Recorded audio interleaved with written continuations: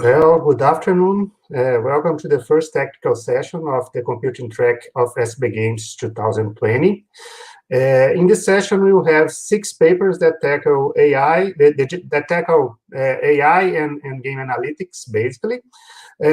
For each paper, we will display a 7-minute video, and then we'll have basically 3 minutes for questions. The questions should be posted to the chat, to the Wova chat, okay? And then I will forward the questions. I will tell the questions to the presenters. We have the 6 papers. The first paper will be Sketch-Based Interaction for Planning-Based Interactive Storytelling, and will be presented by Ederlei Soares de Lima, do IAD em Portugal.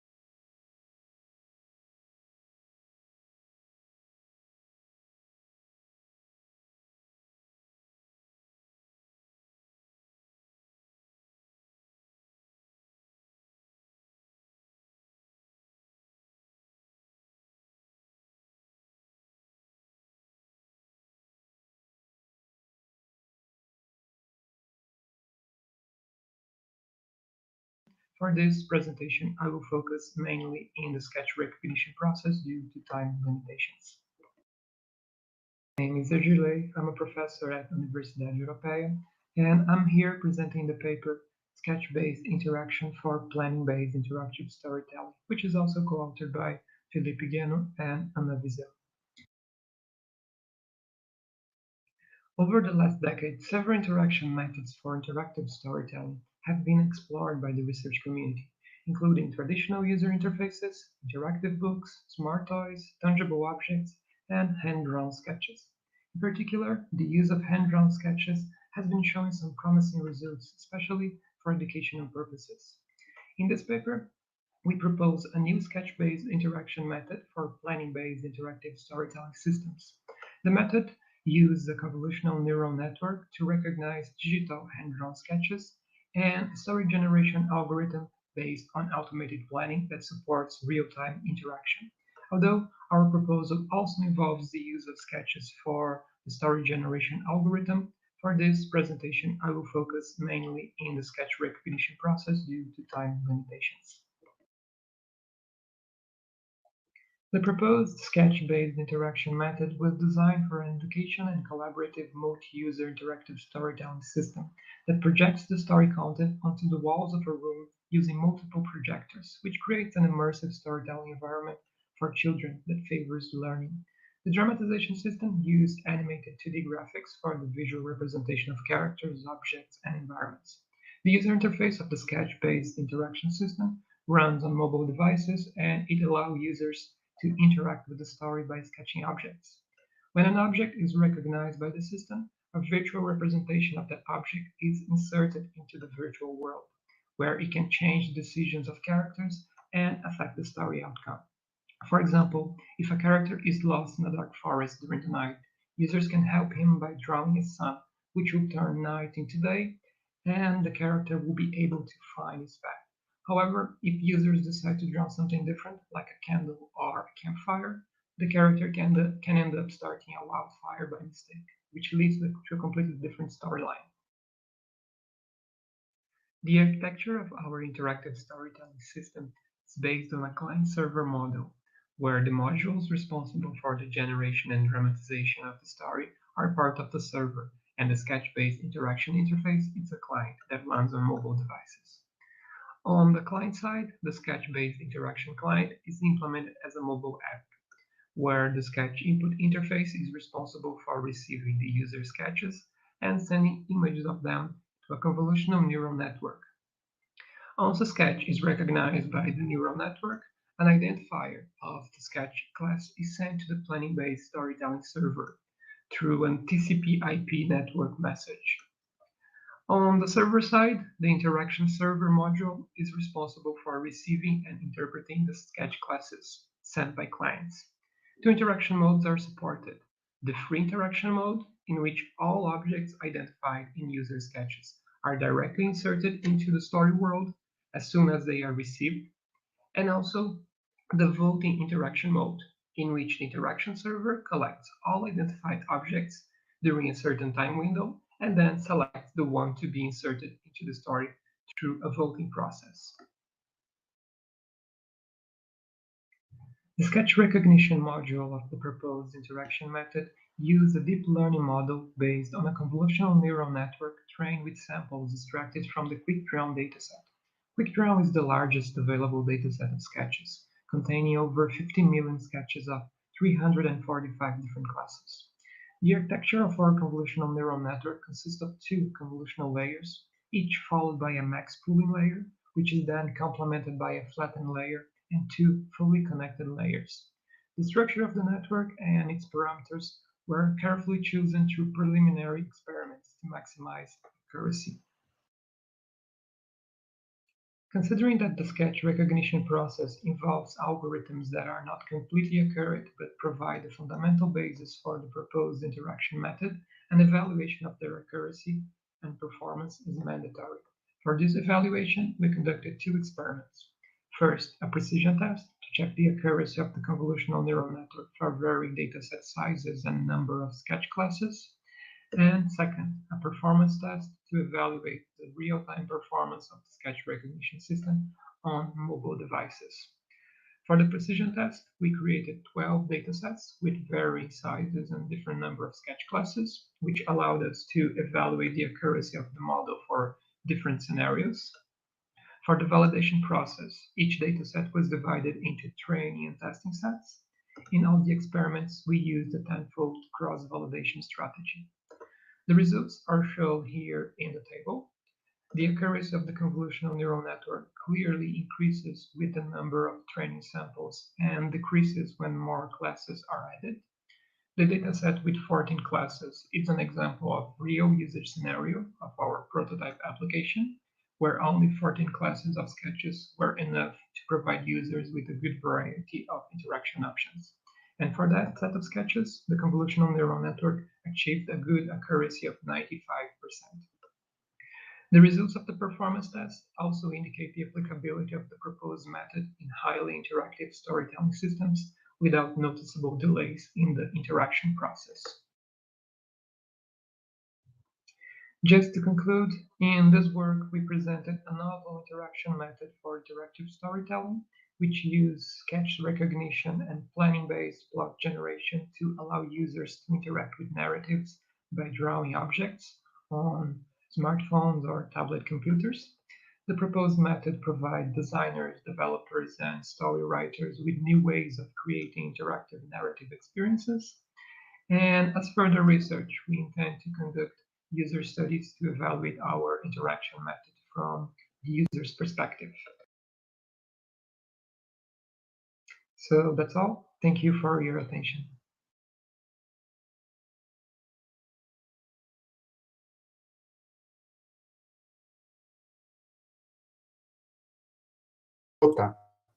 Isso. Hello all. Thank you, Edley, for a very nice work. I will check the Wova platform. If you have any if somebody from the audience have any questions, you can post on the Wova interface. Nothing there, but I have a question for you. I know that the focus of your work is more on the sketch recognition, but I'm curious about how this sketch will be used in the game. Do you have like a predefined set of objects that can be recognized So the object will be introduced in the game, or the user can draw any sketch of anything, and the game will find some way of using this sketch. Okay, yeah. There is a set of predefined drawings, like there is a certain number of sketches that is already specified in the system. So basically, the convolutional neural network is already trained to recognize that specific set of objects. Okay, so we have the preset of objects defined both when we are training the data set, but then also in the game world. In this case, it is an interactive storytelling system, so it's not necessarily a game. But yeah, then even there we have a planner which also use, and it is already expecting that there is this set of predefined objects there that can be drawn by users and it can recognize. And there are certain effects, like every object we define a certain effect. For example, the sun, it will be changing the world state in a certain way to change the story. So the planner will use the effects of that object every time the neural network identifies the sun, for example. So yes, there is a set of predefined drawings even in the training process, but also in the game itself, in the game world, it is already expecting that specific type of object there. So yeah. Okay, thank you. Let me see, no other questions. So let's thank again Edirley for your presence, okay? Yeah, thank you. And later on, if you have any other questions to Edirley, you can chat to him, send an email, or using the other interfaces for interaction. The next paper will be a baseline approach for goalkeeper strategy using SARSA with the tile coding on the half-field offense environment, and you presented by Vitor Gabriel Barbosa from Univasf.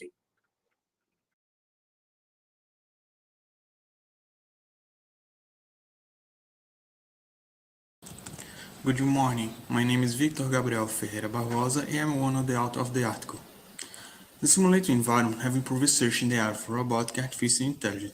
An example of this environment is the Robocop 2D simulated soccer league. Main research in this environment carried out through half-field offense (HFO), since, unlike Robocop Soccer 7, it allows a high simulation speed by allowing management only half of the field, thus focusing on the objective tasks, in addition to allow easy capture of the events and variables. A standard methodology is to compare the performance of a new algorithm or approach with the performance of base team. The study carried out analysis of the performance of the agent 2D goalkeeper strategy in HFO and proposed a new strategy to be used as a base. For this study, two actions for the goalkeeper were considered: move and intercept. Move consists of following the team's standard strategy file, move up, down, or sideways. The interception, the goalkeeper moves toward the ball in order to capture it. Both actions are present in the Agent 2D base team. The problem of defining what action the goalkeeper should take during a Robocop soccer game can be defined as a reinforcement learning problem. According to Rousseau and Norva, in stochastic environment with a Markov transition model, the decision process is called the Markov decision process (MDP). In this process, the agents learn through try and error, being guided by a reward function that provides the agents with a reward value for the action taken. In this way, the agent's behavior is modeled through the interaction between the agent and the environment. The MDP's goal is to build the ideal policy and maximize the expected cumulative reward. The reinforcement learning can solve Markov decision process, and there are several approaches to build policies using reinforcement learning. Among the most popular, we can highlight the K-learning SASA algorithms. The goal of K-learning is to find the optimal policy by learning the optimal key value for each state action pair instead of learning the transition model. The key values for each state action pair is stored in a table called key table, and the dimension of the table are the number of the action by the number of the states. Here we have the K-learning algorithm, where the alpha parameter is the lane height.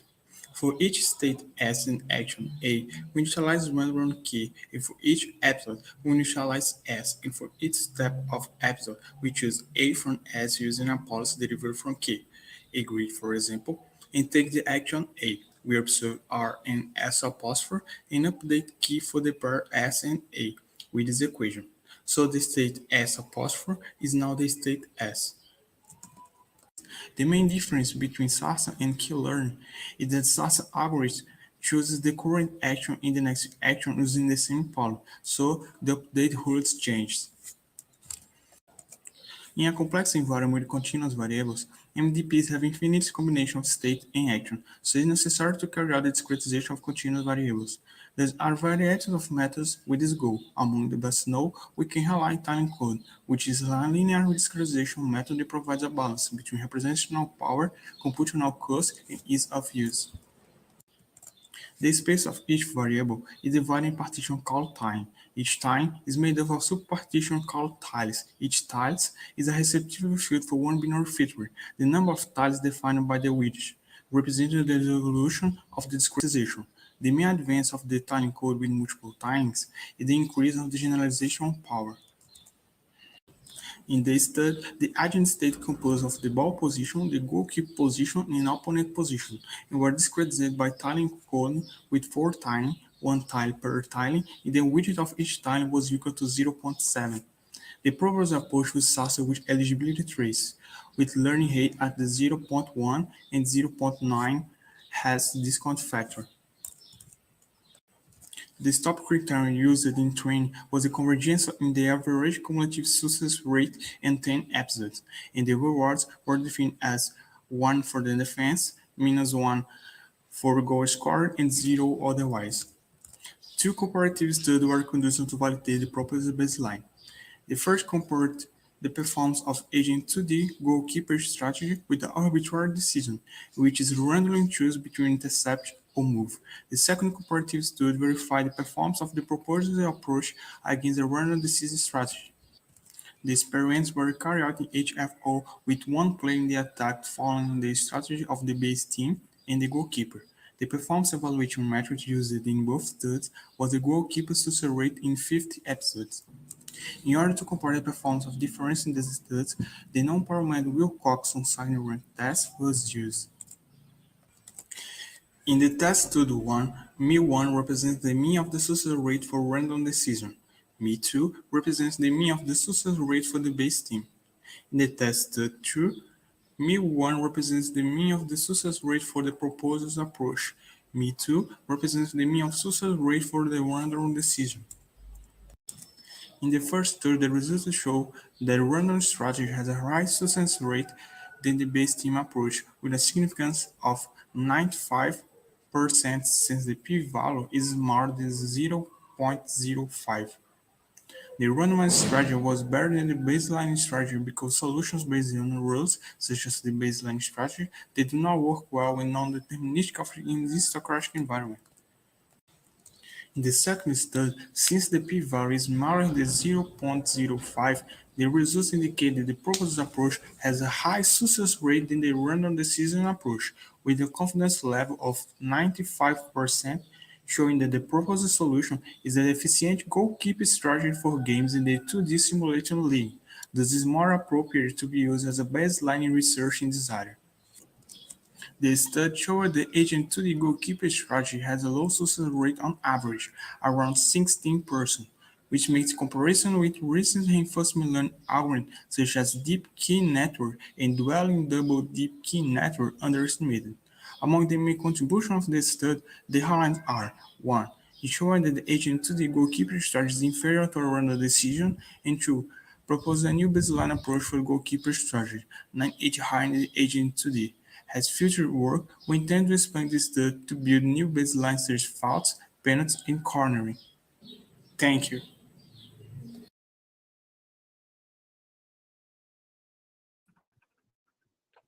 Okay. Thank you, Victor, for a nice presentation.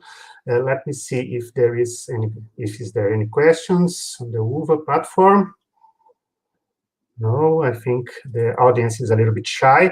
I have a quick question, in fact, 2 questions. It was not clear to me what are the actions that the goalkeeper can take based on the state they have.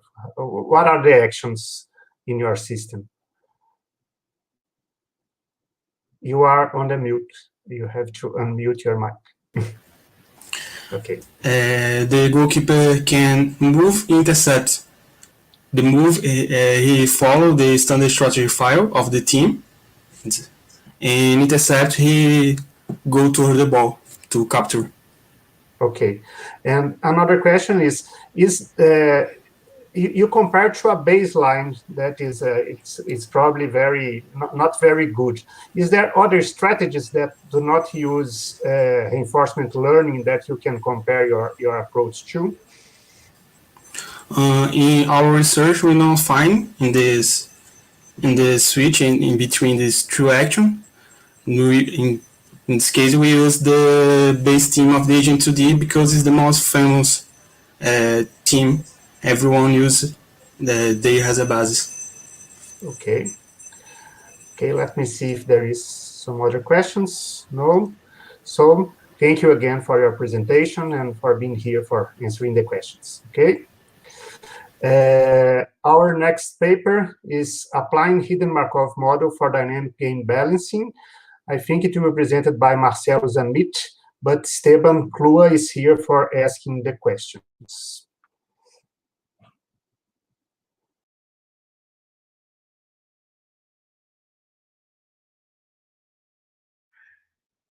Hello, my name is Marcel Zanit, and I'm going to present you applying hidden Markov model for dynamic game balance. So the problem is the game balance. Okay, I mean, games should be not too hard to frustrate the player.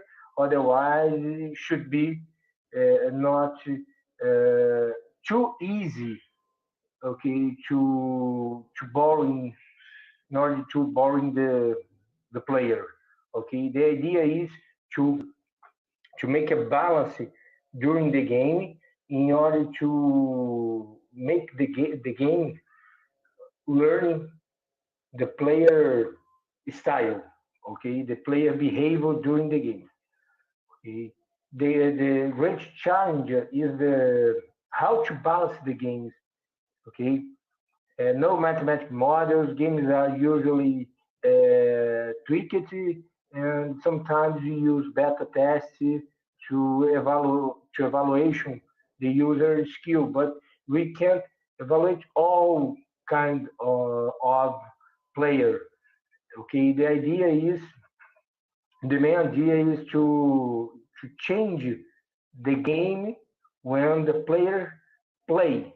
Okay, player with high a great skill to play, the game will change to be harder than the usual.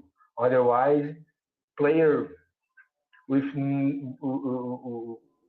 beginner players, okay, can play because the player adjusts the level in order to make the gameplay fun to the player. Okay, the motivation is the game balance in there. Okay, and the contribution is a prototype of Space Invader with a balance based on HMM method. Okay, HMM method means a hidden Markov model. Okay, it's a machine learning techniques that works with two kind of events. Okay, we have two events. This both events is strong correlation one each other, but only one we can observe, which is the observable part. While the another events is the hidden part, that the part we don't know, we can observe. Okay. So based on this, we built a matrix, a transition matrix, sorry, that is the transition matrix of hidden part. Okay. So our prototype, okay, our proposed model. Our proposed model works with Space Invader, okay. The hidden part is treated the states of we don't know it's hidden states. In this case, the hidden states, the hidden part is the movement of each alien spaceship, okay, and the observable part is the player movement, the navy, the spaceship of the player movement. So we try to predict that the next alien will be destroyed with the player movement. Okay, so we track the player movement, basically uh, types of three movements, okay, left, right, and stop it. Uh, and we correlated the player movement, okay, with the alien destroyer. So the HMMM tried to predict the next alien uh, will be destroyed. Based on this, we changed the all aliens movement, okay, in order to avoid that destroyer that the night the alien spaceship that will be destroyed, okay, and then the another part of the game is to attack to make a harder attack over the the space play layer.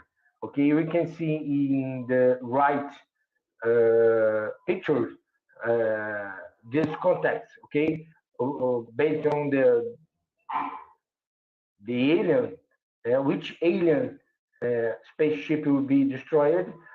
The game make a harder attack, try to destroy it with shoots uh, over the most likely position of the player. Okay, so to track to try to predict the next alien uh, spaceship that will be destroyed, we collect statistics like score, shots, enemies killed, and player lives. Okay, the usability test basically is based on the difficulty factor, okay, and the fun perception of the game. We can see in this picture that the most of part of player like to play Space MMM with Space Invader with HMMM module. Okay, we can see that.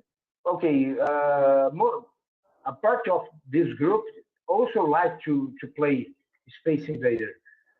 Basically, in this case, we analyze two versions of the game. One of them is a usual game, and the other one is the Space Invader with HMM. Okay, but the most important part of this work is this table. In this table, we can see how harder, how the Space Invader HMM adapt to play against to the player. Okay, the common Space Invader, basically all 11 players can destroy all the enemies. Okay, the game finish when all of them destroy the enemies. So in this case, they can destroy them. Otherwise, you can see that most of the players died before kill all of the enemies. Only one player can hit all, destroy all alien spaceship. So next play, the conclusion is the work, the this paper, the proposed model works very well. Players can have fun with the game. The game changes the level in order to make the experience of the player more harder or easier, depending on the player skill. We can validate our ideas, and it's a good idea for the game community to adapt this proposal to work for another game. We are developing another kind of games with HMM in order to evaluate the HMM in other kind of the games. Thank you for watching, and bye bye.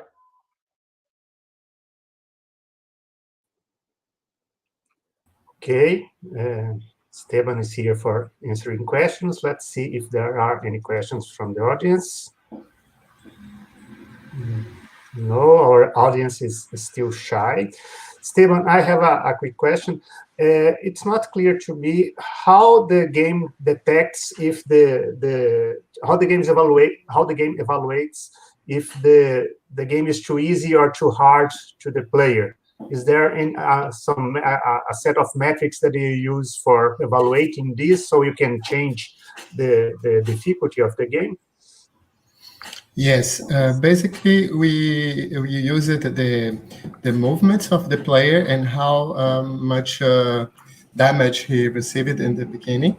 So actually we train it with a regular sessions of the game in the beginning, and then we started to apply all the variables in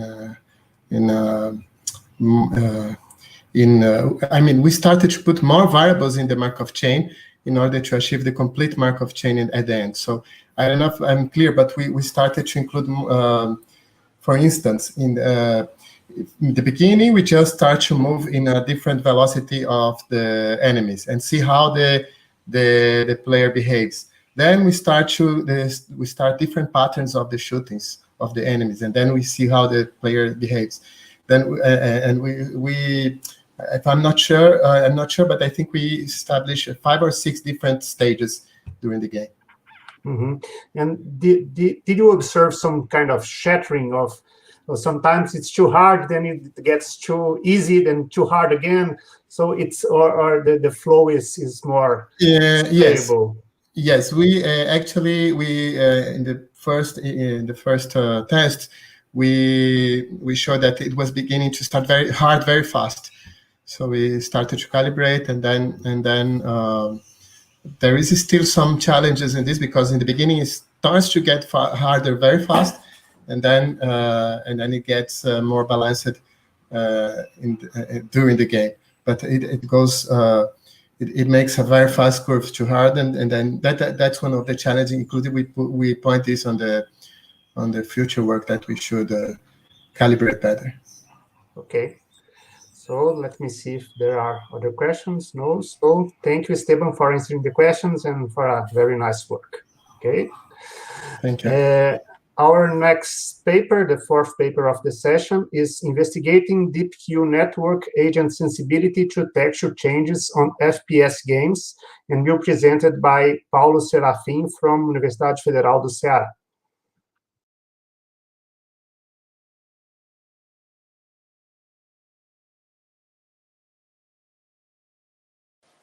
Hello everyone, I'm Paulo Serafim, and I'm gonna present the work investigating DeepQ network agent sensibility to texture changes on FPS games, which was developed in conjunction with Yuri Nogueira, Creto Vidal, Joaquim Cavalcante Neto, and Rômulo Ferre Filho. We first show the motivation behind the work, then we present the methodology, followed by the experiments executed, the obtained results, and finally the conclusion. Since the start of Deep Reinforcement Learning, or DRL, as a research area creating agents to play Atari games in 2013, we have seen many achievements in autonomous game agents. The vast majority of DRL agents are based on visual inputs, specifically the game screen. The agent usually consists of a convolutional neural network, a CNN, whose input is the current frame. Being an image-based machine learning technique, the game screen approach can suffer from a bias problem towards the dataset images. If not rendered carefully, the model would correctly evaluate images similar to the ones used in its development, but can have poor performance with other samples. This is not a mere overfitting problem, since the model probably performed well in the test dataset. For example, models that tend to classify sheep as dogs, as shown on the left image, or seeing that just deactivating a single pixel is enough to fool the neural network, as in the one pixel attack work, shown on the right side. Those examples show how vision-based models are very dependent on the training data. When talking about games, there is a related problem. We expect the players to be able to play the same game on different platforms with approximately the same skill. For example, a chess player should be as good in real life as in a digital version of chess. Or, if we learn how to play a game like Tetris on the NES console, we would also expect to know how to play it in a modern version. However, when the player is a vision-based DRL agent, this could not be the case. In this work, we investigate the sensibility of DRL-based agents to texture changes and evaluate the effects in their performance. Specifically, we want to answer 3 questions. The first one is, can a DRL-based autonomous agent generalize its behavior for scenarios with different textures without retraining? The second one is, how might changing only the textures affect the results? And third, does the training version affect the performance when testing unseen textures? Trying to answer these three questions, we defined the following methodology. There are 4 different versions of the scenario used. We call them Basic, which is the Visdoom API basic scenario, Kako, in which the monster has the Kakujimo texture from the original Doom game, Flat is a version with only flat colors instead of detailed textures, and Animated, which has floor, ceiling, and walls with animated textures. First, we train 4 agents, each one in a single version. They are trained using a convolutional neural network, which has the architecture represented here. The screen from Visdoom is resized and converted to grayscale, then the inputs are passed to the convolutional neural network, which outputs the action values of the possible actions: move left, shoot, or move right. Every agent is tested in the same scenario it was trained, and then they are tested in the other 3 unseen versions, which combines to a total of 16 cases. For the cases in which the agents are tested in the same training scenario, we know from the prior works that they will have a good performance. However, for the other 12 cases, we would like to see how they will behave. Here are the full scores obtained for each test case. We can see that only in one case the agent had a good performance in a different version. It happened when it was trained in the basic version and was tested in the flat version. We can see in this video that it indeed had a very good behavior.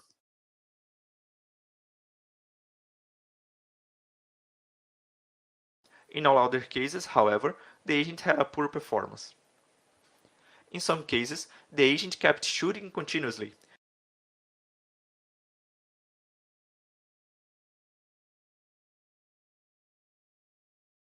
In other cases, it just stood still until the end of the episode.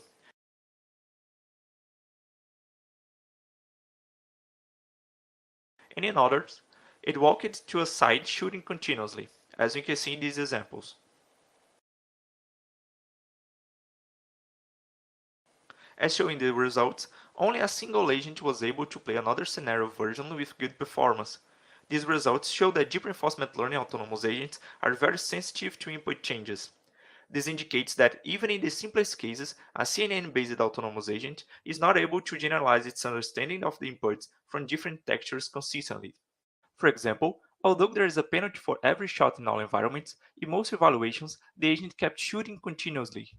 Thus, to ensure proper behavior, an agent needs to be retrained not only if the problem changes, but also when only the visual aspects of the tasks are modified. Answering the 3 questions proposed earlier, can a GRL-based autonomous agent generalize its behavior for scenarios with different textures without retraining? The direct answer is no. Although all 4 agents are able to learn suitable behaviors in their respective training scenarios, in general, they didn't have a good performance in versions with different textures. In the second question, how much change in only the textures affect the results? We observed that it affects the results a lot. Only in one case, the agent understood the inputs, but in all other 11 tests with different textures, the performance was much worse. And finally, does the training version affect the performance when testing in unseen textures? Yes, the results differ by a large margin when comparing different training scenarios, which lowers our confidence in trying to avoid retraining. For example, comparing basic and animated scenarios, the network should focus only on the monster, and since the monster has the same pixels, the performance should be the same in both scenarios, which doesn't happen. These results led us to propose some improvements. We would like to look further into how the agents learn from the screen inputs and to evaluate if training with different textures could be a starting point from the network weights. Also, we would like to look for new insights into how the screen representation affects learning and performance with unseen textures in known environments, and, for example, to make the network discard unnecessary information. We really appreciate your attention, and please feel free to contact us. Thank you.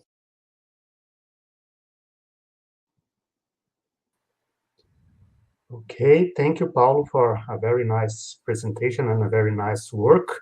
Let's see if there are any questions on the UVA.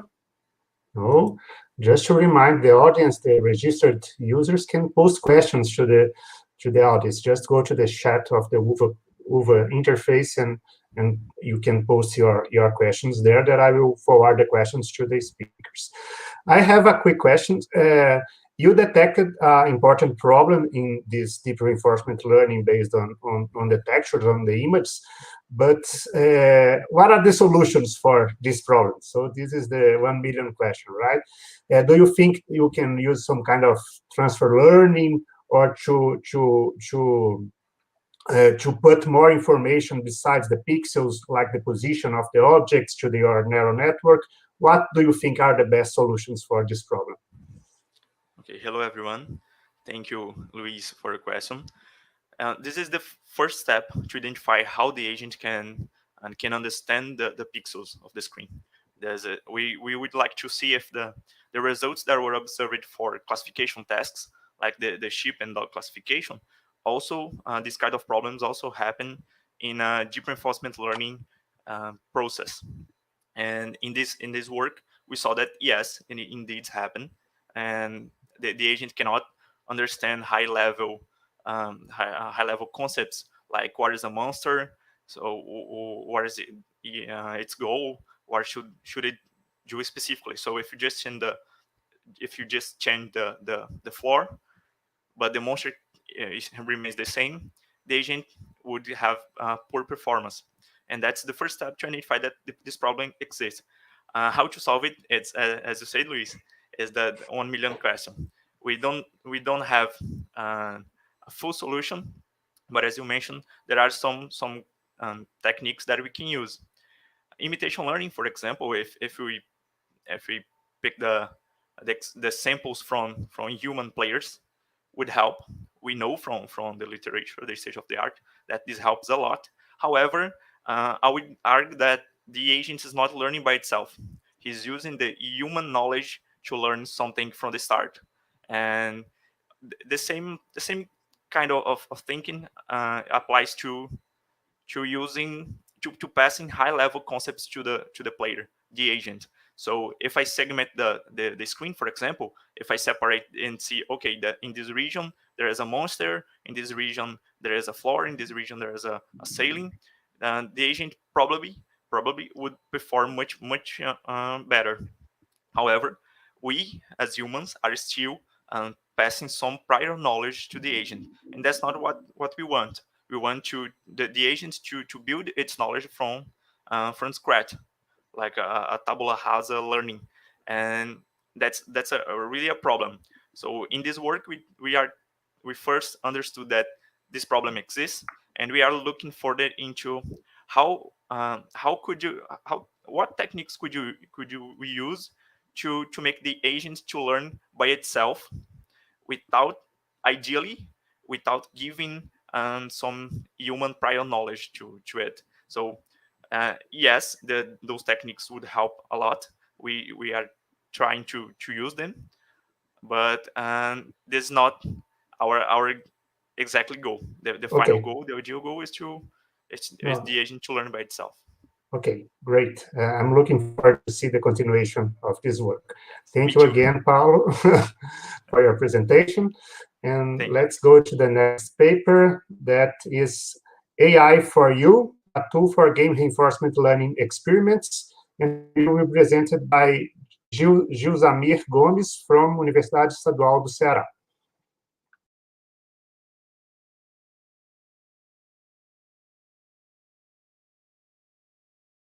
Hello, my name is José Gomes. I am a PhD student in the computing department at the Federal University of Ceará. I will present a paper entitled AI for You, a tool for game reinforcement learning experiments. I made this work under the supervision of professors Beto Vidal, Joaquim Bento, and Yuri Nogueira. Now I follow this topic sequence.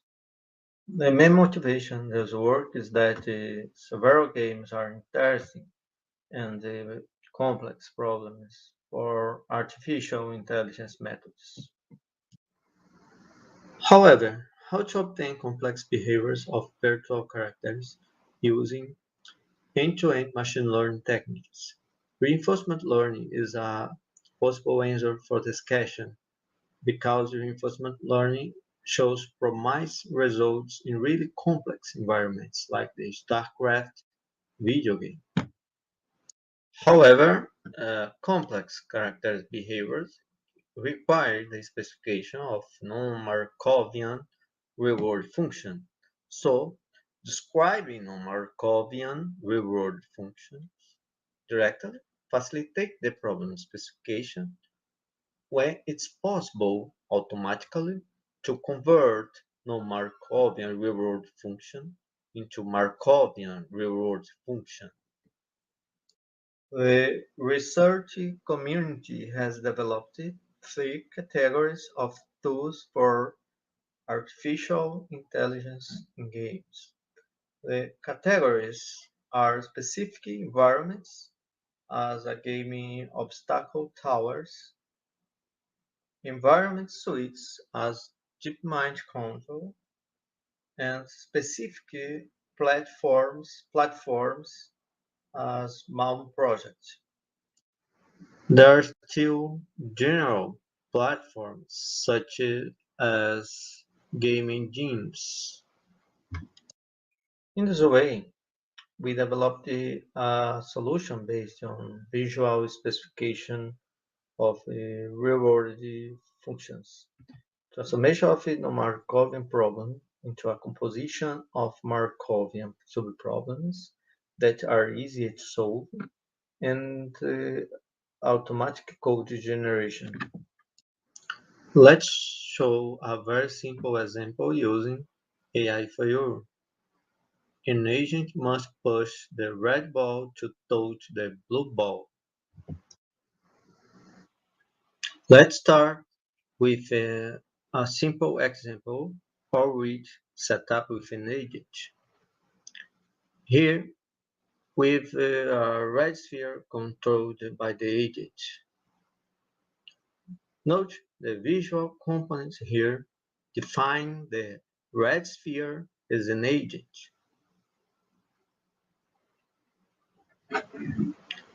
See the visual component that define the blue sphere as a reward when told.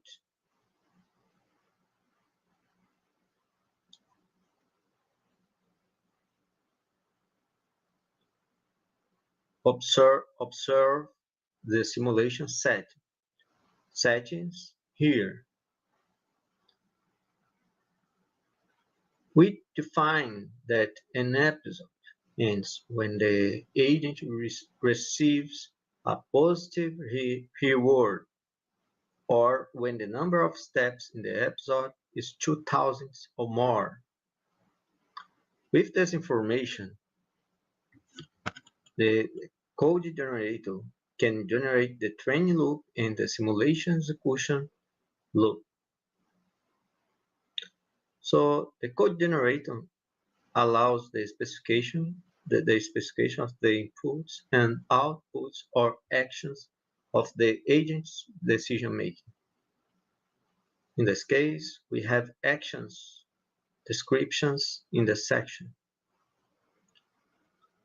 So far, we've created the environment configurer, the visual components that describe the environment, the experiment, and now we can run the game so that code generation can be performed. After generating the code, we can open the file with name of the game object.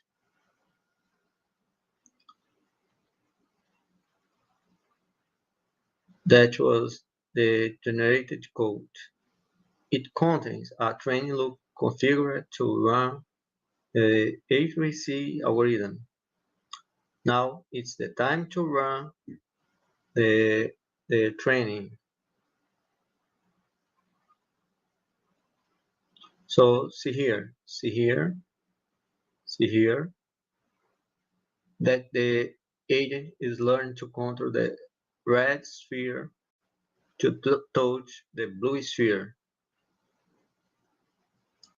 I showed an example with one of the main functions of the developed tool, but this tool can develop more complex real-world functions. The list of examples and works developed with this tool can be found at the site. In this work, we presented the EIFIU tool for specifying and developing environments for reinforcement learning experiments in games. The next steps in this research include the modeling of more complex reinforcement learning experiments aimed at obtaining autonomous virtual characters with emotion in virtual worlds and the investigation of emotion modeling integrated with the visual description of the real-world functions. Thank you. Okay, Jesolmi, thank you for your presentation. I have a very quick questions. There are no questions from the audience. Uh, uh, you show us how to configure the environment for the rewards and the states, but I'm curious, which algorithm are you using for behind the scenes for learning? It's Q learning. It's another. It's the ML agents from Unit. What are you using for learning? I use it. Hello, thank you for question.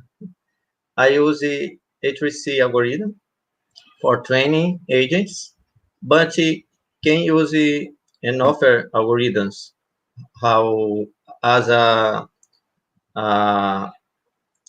baseline implementations of the uh, uh, POO2 algorithm for keep in mind, for example. Okay.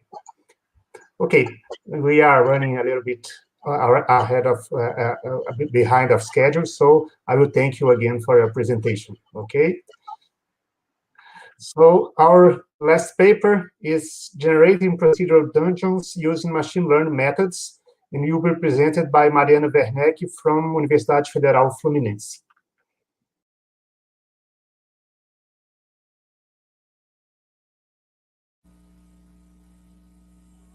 Hello everyone, I'm Mariana Wernick from Fluminense Federal University, and together with Steban, I'm going to present our academic work about generating procedural dungeons using machine learning methods. Our main motivation to this work was to answer the following question: how to create games with content that is diverse and sufficient to compete in the growing billionaire gaming market. Our answer was PCG. PCG has the ability to create more content in less time, is capable of generating diverse content, can reduce production costs, being a great tool for independent developers to become more competitive in the market. The main challenges of the use of PCG are the lack of control of the generated content and that generated elements may lose sense of belonging to the same game. Our PCG methods focus on the generation of dungeons. But why dungeons? Dungeons are environments used in several successful games. They are adaptive to diversity of content. They contribute to replayability, and they are also challenging because they need more control over generation patterns. Our main objective in this work was to generate credible and reliable dungeons that seems to belong to a unique game, and to have an algorithm that adapts to different game designs using machine learning for this purpose.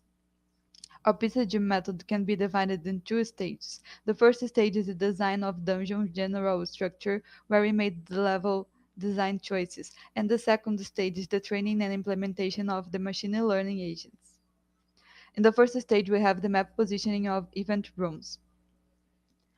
In this stage, strategic rules that guide the level progression are chosen. We choose the initial room, treasure room, shop room, and boss room, and they followed these rules.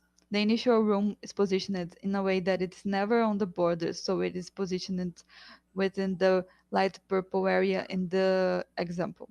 The boss room is positioned in a way that it is farthest from the initial room, and treasure room and shop room are positioned randomly. In our dungeon generated method, we used machine learning agents, and they are specialized, so we have one agent for each room decided on the first stage. and each agent creates an independent path to their specialization room. The advantage of this setup is that the agent's training is simplified since they have less choices, and the agent's training can be parallelized since it is independent. We used the Unity ML agents for the training of the agents, and the training environments occurs on the square matrix, and strategic rooms are chosen at every training episode. The rendering of components is not needed during training because it can happen on a data structure, which made our training time decrease a lot. The method used to train the agents was the unit ML implementation of the soft actor critique. For this method, it is important to choose the actions, observations, and the rewards. The actions we chose were moving up, down, left, right, and to stop. And when our agent stopped, it chose its position as its specialization rule. The observations were the position X and Y of the agent in the matrix and the quantity of moves made. Our rewards followed the, the following setup. The biggest positive reward was added every time an agent stopped in the exact or adjacent position of its specialization, and a small positive reward was also added after the agent moved to a position that didn't have a room in the matrix. And the biggest punishment was added when the agent stepped outside of the borders of matrix or stopped in the wrong room position. The dungeons generated by our method looked like this when the 3D rendering was applied, and the method was capable of maintaining the design choices made on the first stage of generation, as we can see in this image.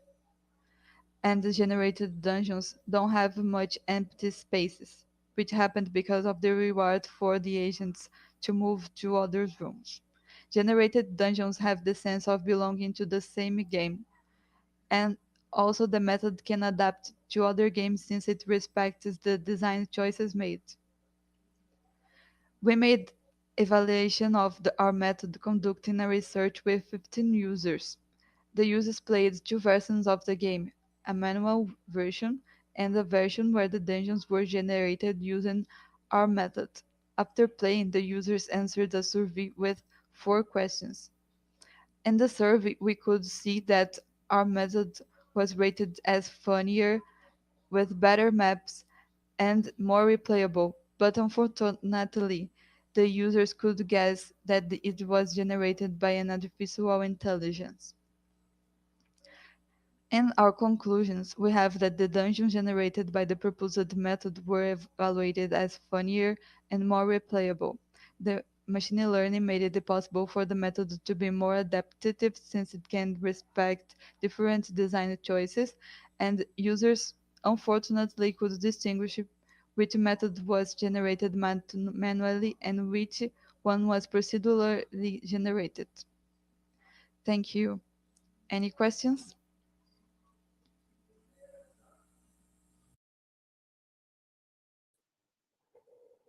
Okay, thank you, Mariana, for a nice presentation. Let me see if there are questions from the audience. No, everybody is still shy. But I have a question. It was not completely clear to me. What you learn is the position where you want to put the room, the dungeon, or the type of the room can vary as well. So what exactly are you learning? Just the position or the type you also learn? Well, as each agent learned in a specific type of room, so they learned the position, but the type varies because of the agent's specialization. Okay. Each now I understand. Each agent is responsible for a single type of Yes, room, then it learns the position. yes, and in the dungeons that were used for the training, there was a relative position between the rooms, so this is the design choices that are respected when they are generated, because each agent generates a path and chooses a room considering the training. Okay. Thank you very much. And there will be a great talk. One of the keynote speakers is one of the main researchers on PCG, right? Julian Togelius. I think he will speak on Tuesday, if I'm not wrong. So it would be nice to watch him talking about PCG, right? Okay, so with this paper, we end this first technical session. I would like to thank all the speakers and also the audience, and hope to see you on other sessions from SBGames. Have a nice day, end of day, and have a nice conference. Okay, thank you.